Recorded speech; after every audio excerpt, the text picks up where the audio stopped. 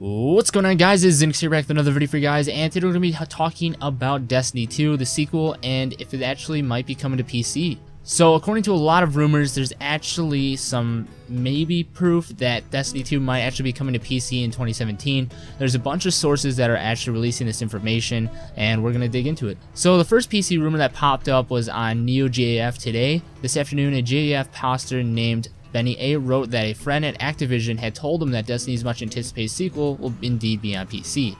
The publisher informed employees about the news during an internal presentation today, according to Benny A. He added another interesting tidbit, that the Activision-owned studio's Vicarious Visions is also helping on Destiny 2. Although that it isn't public knowledge, I heard the same thing a few weeks ago, which adds credence to Benny A's report. Earlier this year, we also heard about familiar plans with Bungie that currently slated for a late 2017 release that will be on PC. This isn't a shocker. Releasing Destiny sequel on PC will give Bungie access to a giant new potential audience, one that wasn't around for the first game. Ditching the last gen consoles actually really helped them out with this, because now they can actually expand and do more with the game instead of having to limit themselves to the old gen's graphics card and processor and everything. Over the past few months, I've heard that Bungie's leadership wants Destiny 2 to feel like a proper sequel, even if that means leaving old planets, characters, and activities behind. In conversations with me, people connected to Bungie have made comparisons to Blizzard's Diablo 2. So is Destiny 2 going to actually start from scratch? Because so far all the signs are leading to yes, because, I mean, I don't understand why they would want to start completely from scratch. You know, I do understand that Destiny 2 needs to be a totally different game, but not super different. I mean, Destiny, no matter what people say, how it was a failure at launch, it was overhyped, people still play the game to this day. There is tons and tons of other games that were overhyped and just really bad when they came out, and people stopped playing them. Destiny, though, no. People still play the game and consistently play the game. Watch Dogs, for instance, was such a fail that people stopped playing that game within weeks, and then, not to mention, No Man's Sky lost 90% of its player base on PC.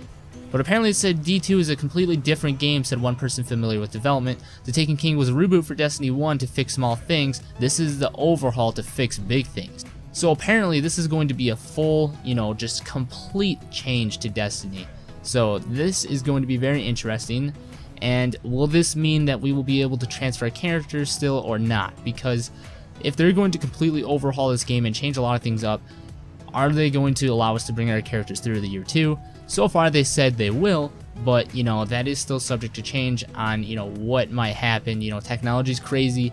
Maybe they change up the new game so much that they have to I don't know how to put it into the terms that they use, but something with the technology part of it, of the editing and all the programming, wouldn't allow a character to come through to the next game.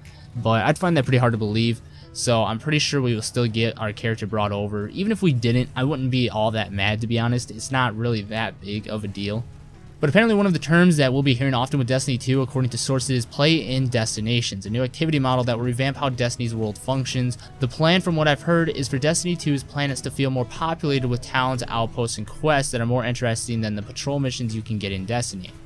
Assuming Destiny 2 won't let players carry over their old characters, Bungie will likely offer something to players who have poured hundreds of hours into the first game. But apparently Bungie hasn't finalized these decisions, so once again, character or not, we don't. Apparently in April, according to several sources, Bungie had a staff reorganization. During this process of Taken King, director Luke Smith and executive producer Mark Noseworthy became respectively director and executive producer of Destiny 2. They rebooted the story that had been written up to that point. A number of veteran Bungie staff also left the studio around that time. Some went to big companies, others moved into indie development.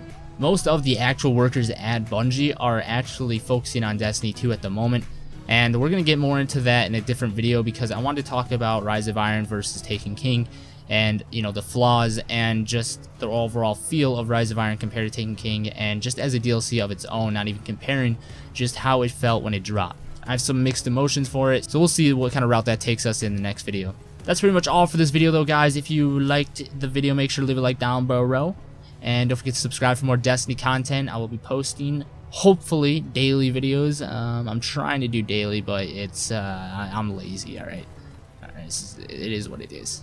But thank you guys for watching again. Please comment, like, subscribe, and I'll see you all in the next video, Guardians.